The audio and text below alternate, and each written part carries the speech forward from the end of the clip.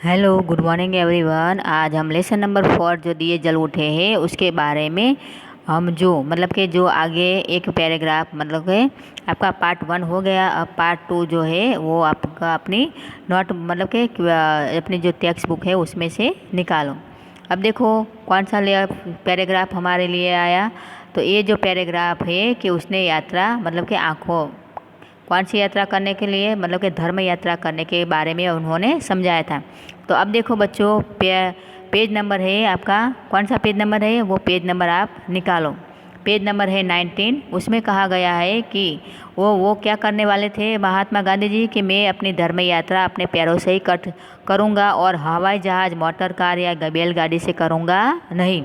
अब दूसरा जो पैराग्राफ है उसके बारे में देखो कि ब्रिटिश हुक्मकारों यानी कि ब्रिटिश शासकों ने एक वर्ग ऐसा भी था जिसे लग रहा था कि गांधी और उनके सत्याग्रही मही नदी के किनारे अचानक बनाकर कानून तोड़ देंगे। देखो कि ब्रिटिश सरकार में ऐसे भी लोग थे, उसको इसका डर था कि किसी भी प्रकार गांधी जी के जो लोग हैं और सत्याग्रही है वह नमक का कानून तोड़ देंगे। इसीलिए उसको समुद्री तट पर भी आधे लोगों को वहाँ पे रखा था। समुद्री पानी नदी के तट पर काफ़ी नमक छोड़ जाता है, जिसकी रखवाली के लिए सरकारी नमक चौकीदार रखे जाते हैं। गांधी ने भी कहा कि यहाँ नमक बनाया जा सकता है। गांधी को समझने वाले वरिष्ठ अधिकारी इस बात से सहमत नहीं थे कि गांधी कोई काम अचानक और चुपके से करेंगे। इसके बावजूद उन्होंने नदी के तट से सारे नमक भंडार हटा दिए और उन्होंने नष्ट करा दिया ताकि उसका खतरा न हो। देखो बच्चों, इसमें ब्रिटिश सरकार ने क्या किया था कि महीने नदी किनारे जो भी नमक था वो नमक का कानून भंग करने वाले थे गांधी जी। परंतु जो सत्याग्रही लोग थे उन्होंने क्या किया, वो सारा नमक का भंडार वहाँ से हटा दिया था। वो सोचते कि गांधी जी नमक के चुपके से ये कानून तोड़ दे, इसके लिए उसका डर था, इसीलिए सारा का सारा जो नमक था वहाँ से हटा दिया। आगे देखो, नियमों के अनुसार उस दिन की यात्रा कनकापुर में गांधी के भाषण के बाद समाप्त हो जानी चाहिए थी, लेकिन इससे परिवर्तन कर दिया गया था। यह तय पाया गया था कि नदी को आधी रात के समुद्र का पानी चढ़ने पर पार किया जाए ताकि कीचड़ और दलदल में कम से कम चलना पड़े। रात 10:30 बजे भोजन के बाद क्या हुआ, सत्याग्रही नदी के ओर चले। अंधेरी रात में गांधी को करीब 4 किलोमीटर दलदली जमीन पर चलना पड़ा। कुछ लोगों ने गांधी को कंधे पर उठाने की सलाह दी, पर उन्होंने मना कर दिया। कहा यह धर्म यात्रा है, चलकर पूरी करूँगा। तट पर पहुंचकर गांधी जी ने पैर धोए और एक झोपड़ी में आराम किया। आधी रात इंतजार करते रहे। देखो बच्चों के सारे सत्याग्रह है कनकापुर पहुंच गए थे, वहीं से मही नदी पार करनी थी, इसीलिए रात के अंधेरे में उसको पार करना था। इसीलिए जो गांधी जी ने थे 4 किलोमीटर की यात्रा उन्होंने अपने पैरों से ही पार की। परंतु सारे सत्याग्रही लोग थे, उन्होंने कहा कि हम उसको उठा लेंगे, परंतु गांधी जी ने मना किया कि मेरी यात्रा धर्म यात्रा है और मैं अपने पैरों से ही पार करूँगा।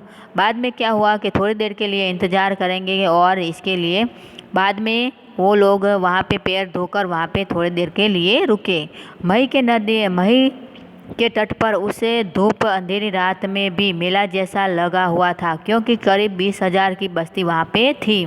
भजन मंडलियाँ थी, दांडिया रास में निपुण दरबार थे, उनके गीत के बोल थे, देखो गांधी का डांडिया रास, देखो वल्लभ का डांडिया रास। क्या बोल रहे थे कि देखो गांधी का डांडिया रास, देखो वल्लभ का डांडिया रास। और उसी प्रकार वो आगे ही आगे चले जाते थे। आगे देखो कि गांधी को नदी पार कराने की जिम्मेदारी रघुनाथ काका को सौंपी गई थी। उन्होंने क्या किया, इसके लिए एक नई नाव खरीदी और उसे पार लेकर कनकापुर पहुंच गए। बदलपुर के रघुनाथ काका को सत्याग्रही ने निषाद राज कहना शुरू कर दिया। उनके पास बदलपुर में काफ़ी ज़मीन थी और नावें भी चलती थी। जब समुद्र का पानी चढ़ना शुरू कर हुआ तब तक अंधेरा इतना घना हो गया था कि छोटे मोटे दिए उसे भेद नहीं पा रहे थे। थोड़ी ही देर में कई हजार लोग नदी तक पर पहुंच गए। उनके सबके हाथों में दिए थे। यही नज़ारा यानी कि यही दृश्य, नदी के दृश्य दूसरी ओर भी था।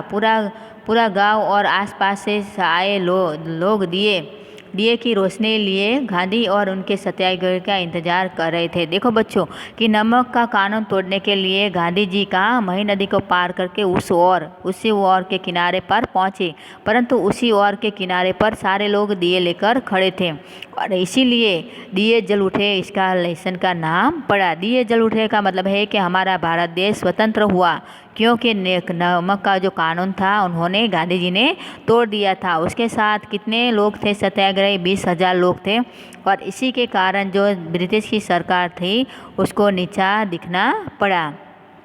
रात 12 बजे मही नदी का किनारा भर गया, पानी चढ़ आया था। गांधी झोपड़ी से बाहर निकले और घुटनों तक पानी में चलकर नाव तक पहुँचे। महात्मा गांधी की जय, सरदार पटेल की जय और जवाहरलाल नेहरू की जय के नारों के बीच नाव रवाना हुई, जिसे रघुनाथ काका चला रहे थे। कुछ ही देर में नारों की आवाज़ नदी के दूसरे तट से भी आने लगी। ऐसा लगा जैसे वह नदी का किनारा नहीं बल्कि पहाड़ की घाटी हो, जहाँ प्रतिध्वनि सुनाई दे। प्रतिध्वनि यानी कि हमारी जो गूंज है वहाँ पे सुनाई दे।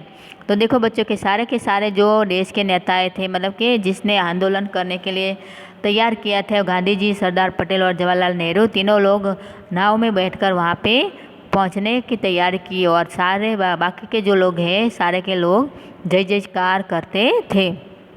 मई नदी के दूसरी तट पर भी स्थिति कोई भिन्न नहीं थी। उसका ओर कीचड़ और दलदली जमीन, यह पूरी यात्रा का संभवतः सबसे कठिन हिस्सा था, क्योंकि पूरी नदी कैसे थी? दलदल से भरी, कीचड़ से भरी थी, इसलिए नाव भी बहुत डगमगा रही थी। 1.5 किलोमीटर तक पानी और कीचड़ में चलकर गांधी रात 1 बजे उस पार पहुँचे और सीधे विश्राम करने के लिए चले गए। गांव के बाहर नदी के तट पर ही उनके लिए झोंपड़ी पहले ही तैयार दी गई थी। गांधी जी के पार उतरने के बाद भी तट पर दिए लेकर लोग खड़े रहे। सभी सत्याग्रहियों का भी उस पार जाना शायद उन्हें पता था कि रात में कुछ और लोग आएंगे जिन्हें नदी पार करानी होगी।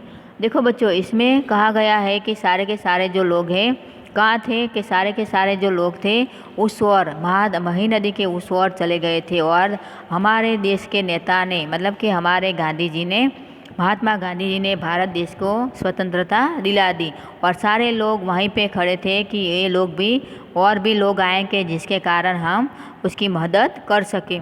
और इसमें सारे लोगों का और सारे गांव के लोगों का योगदान है कि जिसके कारण दिए जल उठे का मतलब है कि हमारे भारत देश को आज़ादी करवाने में किसका बहुत मतलब कि किसने योगदान था? कि महात्मा गांधी, सरदार पटेल और जवाहरलाल नेहरू, तीनों ने हमारे भारत देश को आज़ादी करवाने के लिए उन्होंने मुख्य योगदान दिया था।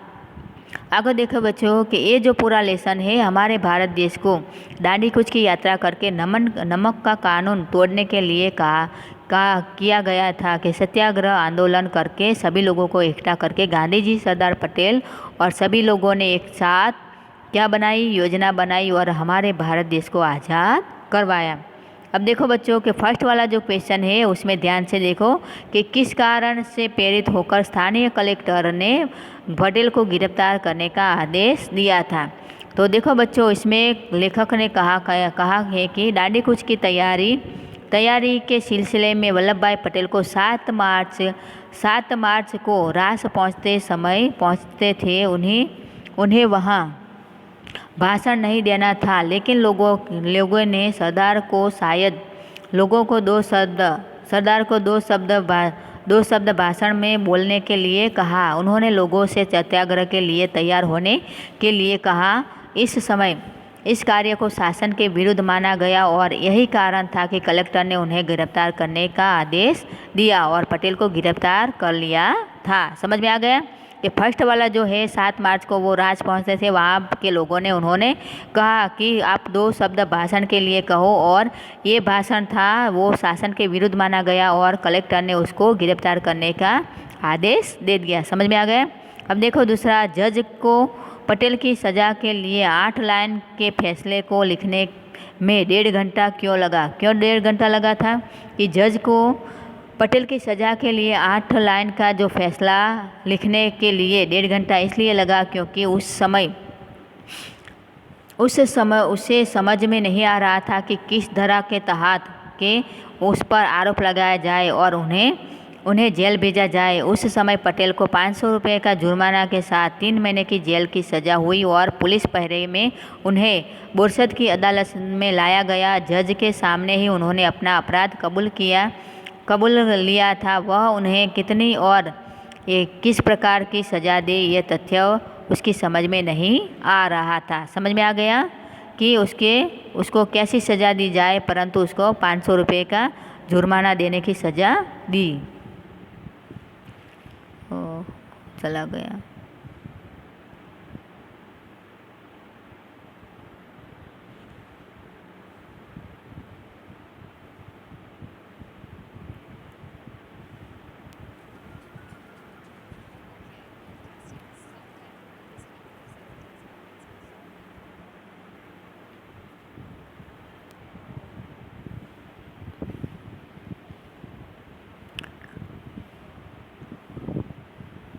आगे देखो, ए वाला जो है मतलब के थर्ड वाला जो क्वेश्चन है उसमें क्या बताया गया है, देखना पड़ेगा।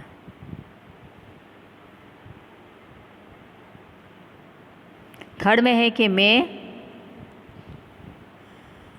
चलता हूँ, अब आपकी बारी। यहाँ पटेल के कथन का आशय उद्धत पाठ के संदर्भ में स्पष्ट कीजिए। क्या बताया गया है, देखना पड़ेगा।